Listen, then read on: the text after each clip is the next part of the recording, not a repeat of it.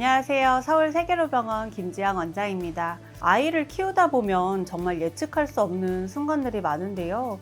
아침에 멀쩡하던 아이가 점심엔 열이 오르고 단순 감기인 줄 알았는데 폐렴까지 오고, 그럴 때마다 이 증상이 심각한 건지, 언제 가야 되는지, 어디로 가야 되는지 걱정이 들게 되는데요.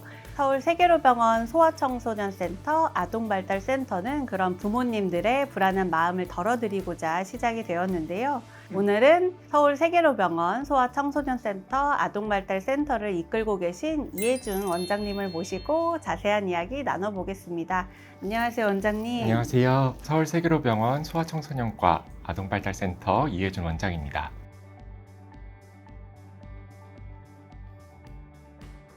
원장님, 오늘은 먼저 서울 세계로병원 소아청소년센터가 어떤 곳인지 한번 소개해 주시겠어요? 서울 세계로병원 소아청소년과 센터는 아이의 성장부터 발달, 질환 치료까지 전 과정을 함께 관리하는 곳입니다. 감기나 중이염 같은 흔한 질환은 물론이고 예방접종, 성장 발달, 그런 전반적인 관리까지 한 공간에서 체계적으로 관리할 수 있는 원스톱 시스템을 갖추고 있습니다. 저희는 단순히 아픈 아이를 치료하는 게 아니라 아이의 몸과 마음이 건강히 자라도록 돕는 것을 목표로 하고 있고요. 그래서 진료 과정 하나하나에 세심함과 따뜻함을 담으려고 노력하고 있습니다. 네, 원장님 목소리만 들어봐도 약간 따뜻함이 좀 느껴지는 것 같습니다. 사실 저도 아이를 키우는 입장에서 아이를 데리고 병원을 좀 옮겨 다니는 게 좀 힘든데요. 서울 세계로병원에서는 진료는 보통 어떻게 이루어지나요? 부모님들이 가장 많이 말씀하시는 게 진료를 받고 검사하고 계속 이동해서 하는 게 너무 힘들다는 거예요. 저희는 이런 불편을 최소화하기 위해서 원스톱 진료 시스템을 구축했습니다. 아이의 상태를 보고 필요시 혈액 검사, 흉부 엑스레이, 복부 초음파 등을 바로 같은 층에서 진행할 수 있고 결과도 당일 확인이 가능합니다. 필요시 입원 치료로 바로 연계되기 때문에 오늘 진료, 내일 검사, 모레 결과 같은 불필요한 대기 과정이 없습니다. 그리고 한 명의 주치의가 아이의 성장 과정을 꾸준히 관리하기 때문에 작은 변화도 놓치지 않고 내 아이를 잘 아는 의사 선생님이 있다는 안정감을 드리고 있습니다. 네, 원장님, 그러면 소아청소년센터에서 가장 많이 진료하시는 질환은 어떤 게 있나요? 어린아이들한테서 가장 흔한 질환은 감염성 질환입니다. 아이들은 면역 체계가 아직 성인처럼 성숙하지 않기 때문에 인후염, 중이염, 기관지염, 폐렴, 장염 등이 자주 발생합니다. 저희는 단순히 약 처방으로 끝나지 않고요. 회복 후에도 재발을 막기 위한 생활관리와 면역력 강화, 수면 습관, 영양 밸런스까지 함께 점검합니다. 또 한 가지 성장기에는 알레르기 질환도 많습니다. 천식, 아토피, 비염 같은 경우에는 한 번 치료로 끝나지 않고 꾸준히 관리가 필요로 하죠. 그래서 연령대별로 다른 증상 패턴을 정기적으로 체크하며 아이에게 맞는 맞춤 관리 계획을 세웁니다. 네, 듣기만 해도 약간 좀 신뢰감이 있고 그런 생각이 드는데요. 단순한 치료를 넘어서 아이의 생활과 성장을 관리하신다고 얘기하셨고, 그러면 말씀하신 것 중에 이제 성장 검진 아니면 이제 예방 접종 이런 관리 프로그램은 어떻게 진행이 되나요? 예방접종은 국가 필수 접종뿐만 아니라 아이의 환경이나 체질에 따라서 선택 접종까지 함께 관리합니다. 바쁜 부모님들이 접종 시기를 놓치지 않도록 접종 스케줄 알림 서비스도 운영하고 있습니다. 성장 발달은 단순히 키, 몸무게만 보는 것이 아니라 아이의 영양 상태, 수면, 학습 습관, 정서 발달까지 종합적으로 평가하게 됩니다. 예를 들어 키가 잘 자라지 않거나 피로감을 자주 호소하는 아이의 경우 성장판 검사, 영양 상태, 수면 패턴 등을 함께 살펴 어디가 문제가 있는지 정확하게 찾아냅니다. 이처럼 진료와 검진이 유기적으로 연결되는 구조가 장점 중에 하나입니다. 네.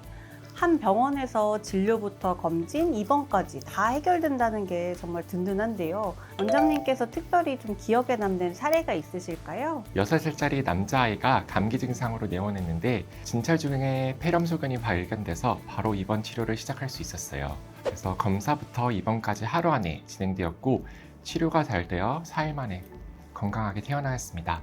그때 부모님이 한 병원에서 다 해결돼서 정말 마음이 편하다라고 하셨고요. 그 말이 저희 의료진에게는 큰 보람이 되었습니다. 서울 세계로병원 소아청소년과 센터는 아이의 입장에서 익숙한 공간에서 치료받는 안정감과 부모 입장에서는 시간과 비용을 절약하여 신뢰할 수 있는 진료, 이 두 가지를 동시에 드리고자 합니다.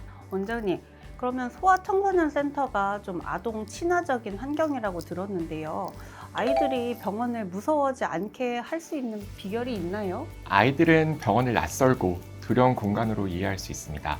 그래서 저희는 아이의 눈높이에 맞춰 진료를 하자가 가장 중요한 원칙으로 삼고 있고요. 밝은 색감과 부드러운 조명의 인테리어, 진료실 안에 장난감과 그림책, 그리고 아이의 눈맞춤 대화, 이 모든 게 아이의 불안을 줄여주는 장치라고 생각합니다. 진료가 끝나면 칭찬 스티커나 격려 인사를 통해서 병원은 무서운 곳이 아니라 나를 도와주는 곳이라고 인식을 심어주는 거죠. 그래서 재방문 시에는 선생님 또 보러 왔어요 하는 아이들도 자주 봅니다. 그럴 때는 정말 보람을 느끼고요. 네, 정말 보람이 느껴질 것 같아요. 그러면 조금 추상적인 질문일 수 있을 것 같은데 원장님께서 생각하시는 좋은 소아진료란 혹시 어떤 걸까요? 좋은 소아진료는 아이를 전체를 보는 것이 좋은 진료라고 저는 생각합니다. 몸에만 있는 증상만 보는 게 아니라 그 아이의 성격, 성장 배경, 가족의 고민까지 함께 이해해야 하죠. 예를 들어 복통으로 소아한 아이가 실제는 스트레스나 불안 때문에 그런 경우가 많습니다. 그래서 단순히 약을 처방하는 데 그치진 않고요. 정서적, 생활적 요인을 함께 살펴야 합니다. 의학적 치료와 심리적 돌봄이 함께 이루어질 때 비로소 진짜 회복이 가능하다고 생각합니다. 네, 좋은 말씀입니다. 오늘 이야기를 들으면서 서울 세계로병원 소아청소년센터가 다른 병원과는 좀 확실히 다르다는 게 느껴지는데요. 마지막으로 서울 세계로병원 소아청소년센터만이 가진 강점과 철학을 좀 정리해 주신다면요. 네, 저희 센터의 강점은 세 가지로 말씀드릴 수 있습니다.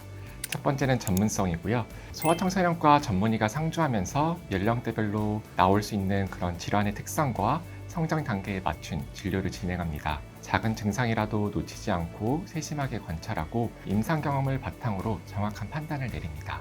두 번째로는 협진 시스템이고요. 서울세계로병원은 질환을 한 과에서만 보진 않습니다. 호흡기 질환을 가진 아이가 성장 발달 속도가 느리거나 또는 면역이 떨어질 때는 내과, 영양상담실, 발달센터 등이 함께 협진을 진행합니다. 증상 치료를 넘어서 아이의 전신 밸런스를 회복하는 데 중점을 두죠. 셋째로는 따뜻한 진료 문화이고요. 아이가 환자가 아닌 한 사람의 아이로 바라보는 것, 그것이 저희 철학이고 아이의 눈높이에 맞추는 대화, 편안한 진료 환경, 그리고 진심이 담긴 설명이 모여 결국 부모님께는 가장 큰 신뢰로 이어진다고 생각합니다.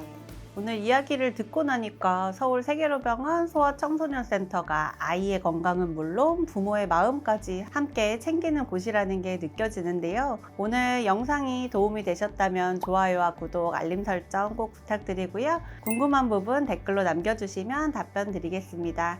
오늘도 시청해 주셔서 감사합니다. 감사합니다.